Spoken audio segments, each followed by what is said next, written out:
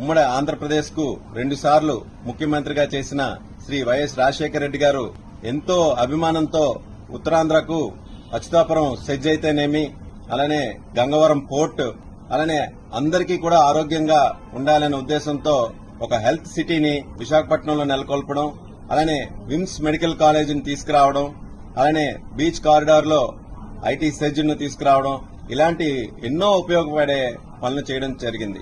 అయితే ఇదే కాకుండా ప్రజలందరికీ ఉపయోగపడేటట్టుగా ఆరోగ్యశ్రీ అనే ఒక మహత్తర పథకాన్ని తీసుకురావడం జరిగింది. అయితే ఈ కూటమి నేతలు వచ్చిన తర్వాత, ఈ అధికారంలోకి వచ్చిన తర్వాత వాళ్ళు పేర్లు మార్చడం, పేర్లు తీసేయడము, మహనీయుల యొక్క ఔన్నత్యాన్ని అగౌరవపరిచే విధంగా వాళ్ళ చేష్టలు ఉన్నాయని ఈ సందర్భంగా తెలియజేసుకున్నాను. ఉదాహరణకు ఆరోగ్యశ్రీకి వైఎస్ఆర్ ఆరోగ్యశ్రీ నుండి ఎన్టీఆర్ వైద్య సేవగా పేరు మార్చగలిగారే తప్ప కొత్తగా ఒక ప్రొసీజర్ని ఇంక్లూడ్ చేసింది గాని, కొత్తగా ఏమైనా ప్యాకేజీలు పెంచడం గాని, లేకపోతే ఇంకేమైనా ఉపయోగపడే పనులు ఏవి చేసినట్టుగా దాఖలాలు లేవు. అలానే ఈ రోజు తీసుకుంటే విశాఖపట్నంలో ఒక స్టేడియంకు రాజశేఖర రెడ్డి గారి పేరును తీసి ఒక పైశాచిక ఆనందం పొందారే తప్ప ఇక్కడ ప్రజలకు గాని ఎవరికి ఒరిగిన మంచి ఏమీ లేదని ఈ సందర్భంగా తెలియజేసుకున్నాను. అయ్యా, మీరు పేరునైతే తీసేయగలరు కానీ ప్రజల గుండెల్లో రాజశేఖర రెడ్డి గారి మీద ఉన్న గౌరవం గాని, ఆయన మీద ఉన్న ప్రేమ గాని, భక్తి గాని అస్సలు మీరు ఎటువంటి పరిస్థితుల్లో టచ్ కూడా చేయలేని పరిస్థితి. అలానే రాజశేఖర రెడ్డి గారి తనయుడు జగన్మోహన్ రెడ్డి గారు అన్నా సరే ప్రజలకు అంతే అభిమానం, అంతే ఇష్టం.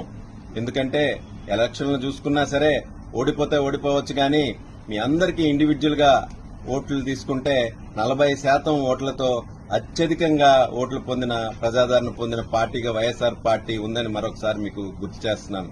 అయితే ఇలాంటి పేర్లు మార్చడం, పేర్లు తీసేయడం, అలానే ఏదో డైవర్షన్ లడ్డు అని ఇంకోటి డైవర్షన్ పాలిటిక్స్, అలానే ఎవరైతే వైఎస్ఆర్ సానుభూతి పరులు ఉంటారో వాళ్ళని కేసులు పెట్టి హింసించడం, ఇలాంటివి చేయడం అనేది తగదు అని ఈ సందర్భంగా తెలియజేసుకున్నాను.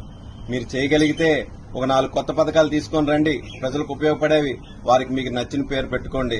అలానే ప్రజాభిష్టం మేరకు ఉన్నవన్నీ ఎలాంటి కార్యక్రమాలైనా చేయండి, మా వంతు సహకారం మేము అందిస్తాం.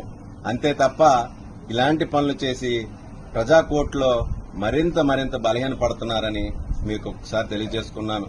అంతేకాకుండా ఇదే సందర్భంలో మీరు ఇన్నిసార్లు అధికారంలోకి వచ్చారు, మీ పార్టీని నెలకొల్పిన ఎన్టీ రామారావు గారి పేరుని పెట్టుకోలేని దుస్థితిలో ఉన్నారు. ఆ పేరును కూడాను కృష్ణా జిల్లాకు పెట్టిన ఘనత శ్రీ వైఎస్ జగన్మోహన్ రెడ్డి గారిదని మరొకసారి మీకు గుర్తు చేస్తున్నాను. రానున్న రోజుల్లో ఇలాంటివన్నీ మానుకొని ప్రజలకు ఉపయోగపడే కార్యక్రమాలు చేపడితే చూడాలని నాకు